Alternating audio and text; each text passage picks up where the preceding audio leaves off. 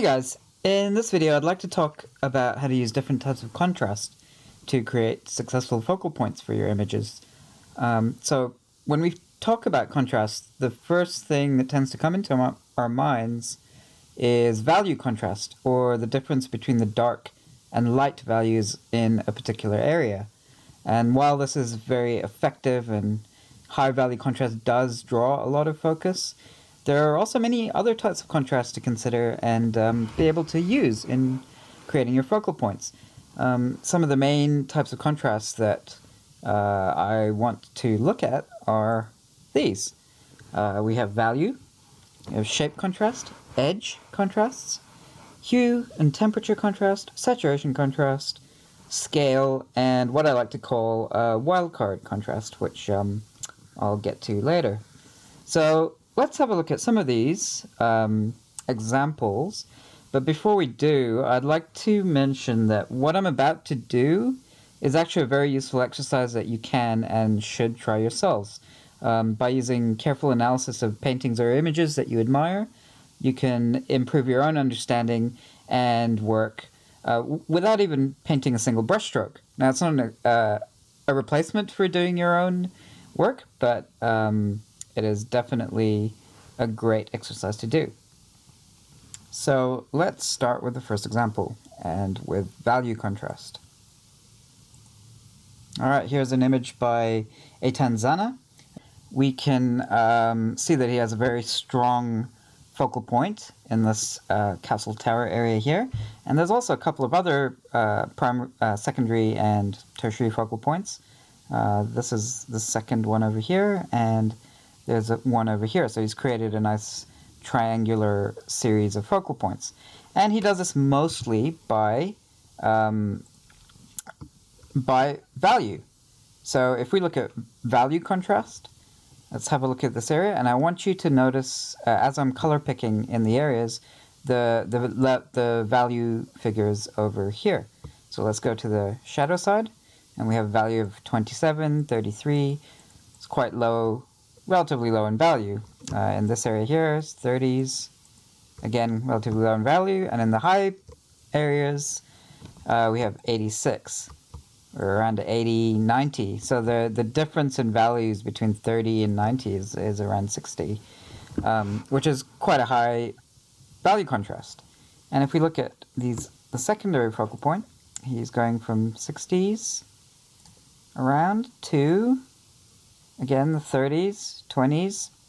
So it's not quite as high in contrast as this area, but it's still pretty high. And if we look at any other area on this image, you'll see, say for here for example, 40 to 28, it's not particularly high in contrast. Down here, it looks quite high, 9s to 20. Again, it's a difference about 10 or 11, so it's not that high in contrast. In this third focal point, 35, 19. So it's a difference in 13, 40. So, we're getting a little bit higher up there in terms of value contrast alone. So it's a very strong way of creating focus in where you want to in your pieces. So let's talk about the second type of contrast, which is shape contrast, and I'm going to use this image as well. So if you look at this image, you can see that the shapes around here are very horizontal, and they're quite organic, and they're curved, and they're nice and calm. And then when you look at the focal point here, you'll notice that there's these very vertical shapes which punch into the composition, and this is actually a type of contrast as well. So shape contrast is very powerful in creating your focal points as well. And so obviously he's combined a couple of different things. So let's look at another example of shape contrast. Oh, clearly obvious here. This round shape against the more rectangular and spiky shapes, and the soft curves of the dune and the straight edges. So this is very much a shape contrast as well. There are other types of contrast in this. There's value and there's saturation contrast, but shape is a very, very prominent one. Okay, let's look at the third type of contrast, which is edge contrast. So this is an image by Richard Schmid. Richard Schmid is famous for his book Alla Prima and Alla Prima 2, which are fantastic views of his insights into the painting process. He does oil paints, plein airs, and different subjects, but his insights on the general process of painting are fantastic, so I highly recommend the book. Now, one of the things that he talks about a lot in the book is edge control. And edge control, if you don't really know what it is about creating contrast using the types of edges in your brushwork. So in this image, for example, you can see that this house draws a lot of focus, and one of the reasons for that, besides also value contrast and shape contrast, is the fact that he's using very, very hard defined edges. And hard defined edges is a contrast. It's a clearly defined contrast that really does draw the eye. And next to these, even in the house itself, he has used edges that bleed into the background, such as this side of the house. It blends into the background, and this is what you call a lost edge. It's an edge that disappears and is affected more by the atmosphere and recedes in depth. And it's the sort of combination, the juxtaposition of the hard edges against the lost edges and soft edges, which really creates interest in a piece and helps drive that focus. You can see the further away that you get from the house, the more the edges, the brush strokes blend together and they bleed into one another. There are definitely bits of hard here or there, which, help keep your eye interested, but there's a lot of, indistinct shapes and almost abstract stuff going on here. You can tailor this to various degrees, so how hard an edge you put against how soft an edge will create more of a contrast and more of a focal point. And so yeah, definitely start thinking about your edges and how soft and hard they are in order to specifically draw focus. So let's move on to the next type of contrast, which is hue or saturation. Hue or temperature contrast. Now, if you look at this image by Sargent, and I've created a grayscale of it, the focal points aren't exactly clear. It probably is in this bushy area here, and that's because of the sort of textural difference between the bush and the rest of the image. But if we then bring in the color, bam, you'll see the difference is quite clear between the color, which is this blue of the water, and the sort of yellowy green of the bush. And it's the only place in the image where these two are putting such high contrast with each other, so it definitely draws focus. You can also see it here, this deep blue and the yellows and greens. It does happen in other areas as well, but to not to as great an extent as in this area here. So this is color, and temperature. By temperature I mean these cools against the warms, is also used very effectively in combination to draw focus. Alright, let's go to the next type. And here we're talking about saturation focus. Now this is an image by Maksymilian, let me see his name, Gierymski. And if you just look at this grayscale version of his painting, where would you say the focus would be? Well, there's this very dark, high contrast area here, which seems to draw focus. And then there's these figures over here, which are contrasted in value at least, to draw focus.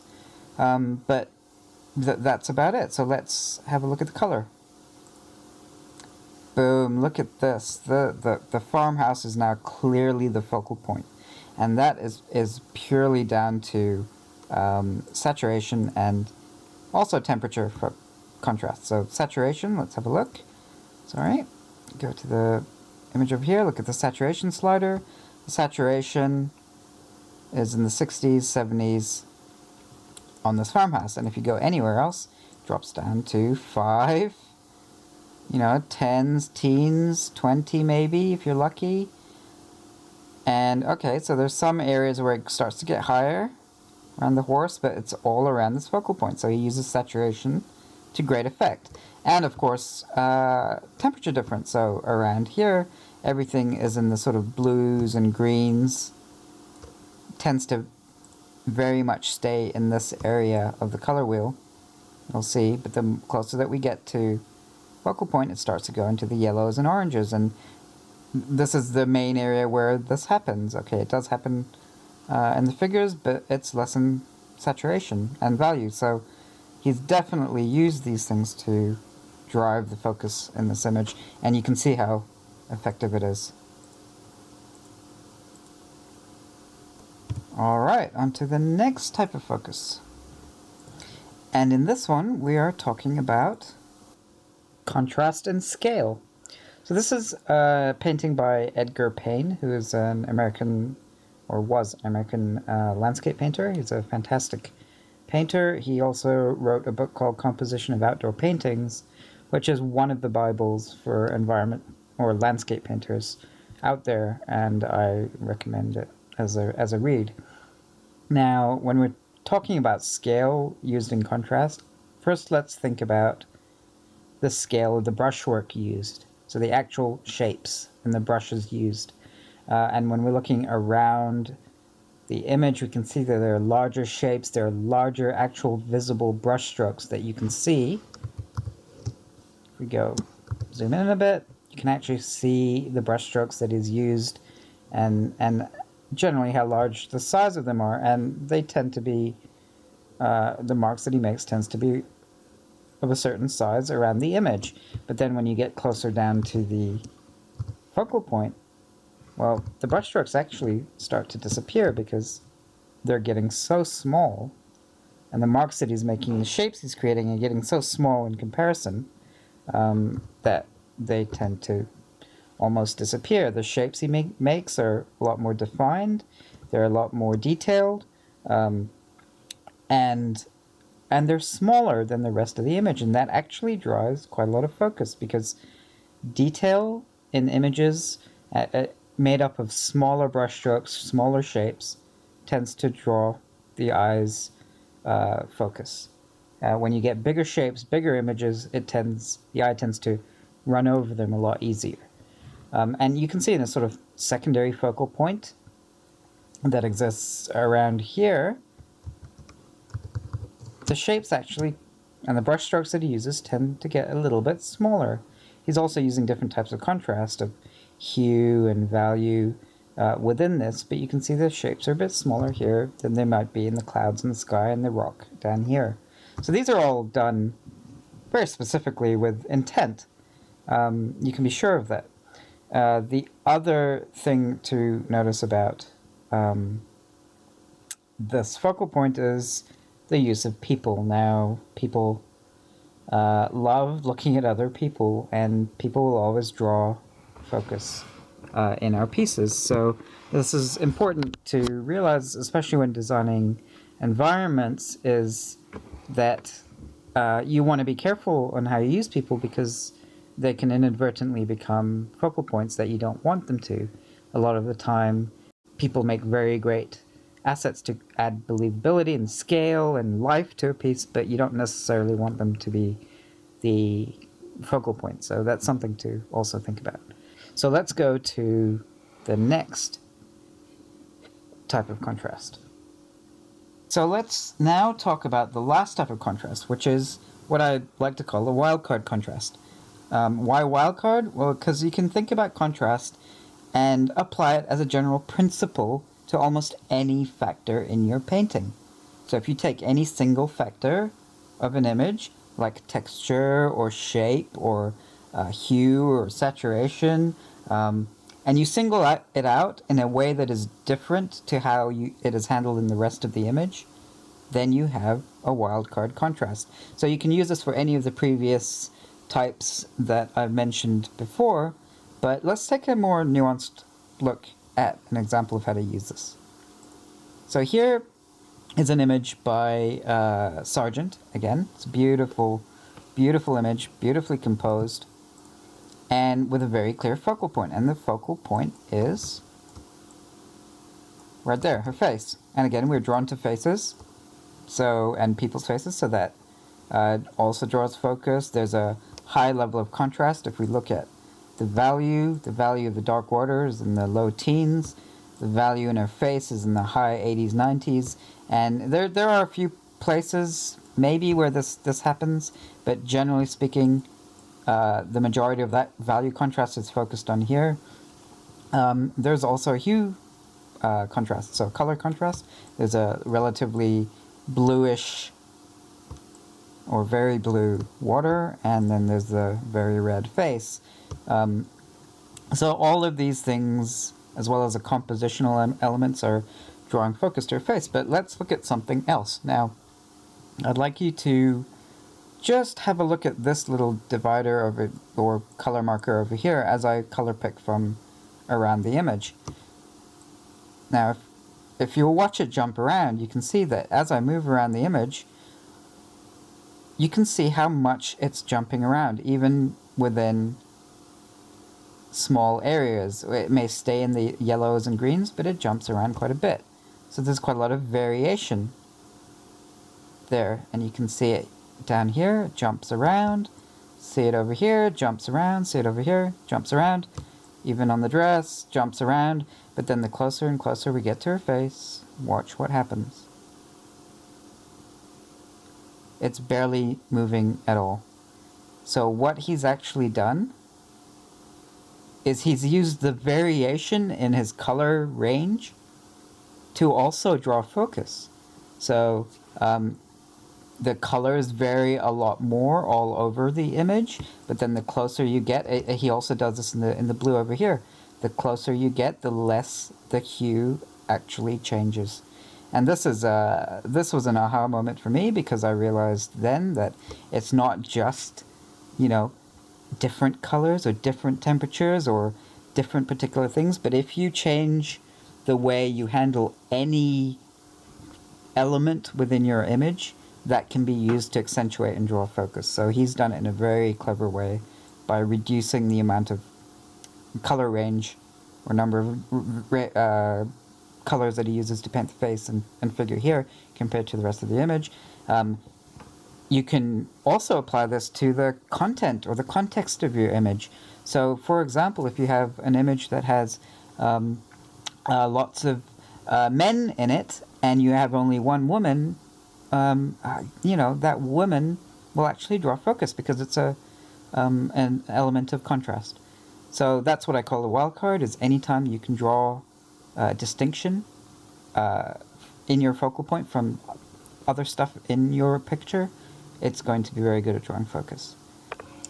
So this brings us to the end of this little demonstration on how to use contrast to create more powerful focal points in your pieces, and to think about how to use contrast in general for your pieces to make them much stronger and more powerful.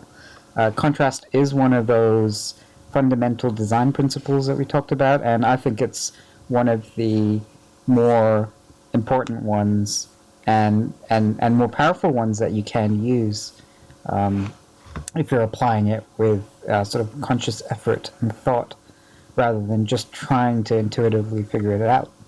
Now, the method that I used in using the color picker and going through the images and looking at the grayscale values and really analyzing what is going on in the paintings has been something that has really helped me to grow my knowledge and understanding of what these artists have done to create their works. And then I can take what I've learned and applied it to my own work. So I really recommend that you actually take the time to, put the stylus, the paintbrush down and just look and really think about what you're looking at and what you're seeing, and do a little bit of analysis, because it'll go a long way in increasing your own understanding. Have a bit of curiosity about what you're looking at, and that'll always put you in good stead. So thanks very much.